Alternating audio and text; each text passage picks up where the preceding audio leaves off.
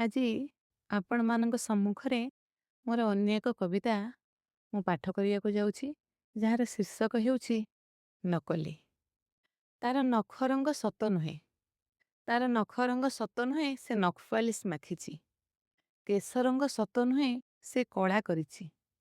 ଓଠ ରଙ୍ଗ ବି ସତ ନୁହେଁ, ଲିପଷ୍ଟିକ୍ ମାରିଛି। ମୁହଁ ରଙ୍ଗକୁ ସତରେ ତୋଫାକି, ଗୋରା ରଙ୍ଗ କ୍ରିମ୍ ବୋଳିଛି। ପୁରା ସତ କଥା ହେଲା, କେହି ଦେଖିପାରିଲା ଭଳି ତାଠି କିଛି ବି ଅସଲି ନାହିଁ, କିଛି ବି ଅସଲି ନାହିଁ।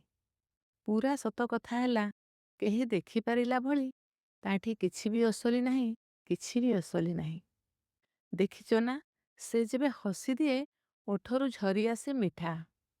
ସେ ଯେବେ ହସିଦିଏ ଓଠରୁ ଝରିଆସେ ମିଠା, କି ଗାଲରେ ଖେଳି ଉଠେ ଭଉଁରୀ।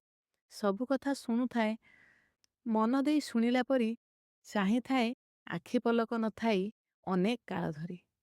ନିଜକୁ ହିଁ ସମର୍ପୁଥାଏ ନୈବେଦ୍ୟ ପରି, ନିଜକୁ ହିଁ ସମର୍ପୁଥାଏ ନୈବେଦ୍ୟ ପରି। କେହି ଜାଣିପାରେନି ଏସବୁ ବି ସତ ନୁହେଁ। କୋଉଠି ସେ ଲୁଚେଇକି ରଖେ, କୋଉଠି ସେ ଲୁଚେଇକି ରଖେ ଶତ ଶତ ଲୁହ, ଦରଜ ଓ ସ୍ୱପ୍ନମାନଙ୍କୁ ଯେ। କୋଉଠି ସେ ଲୁଚେଇକି ରଖେ ଶତ ଶତ ଲୁହ, ଦରଜ ଓ ସ୍ୱପ୍ନମାନଙ୍କୁ ଯେ। ଯେତେବେଳେ ଦେଖ ଅସଲି ଲୋକ ଉପରେ ରଙ୍ଗ ଲଗେଇ, ପୁଟ ଦେଇ ସାମ୍ନାରେ ଠିଆ କରେଇ ଦିଏ ନକଲି ଲୋକକୁ।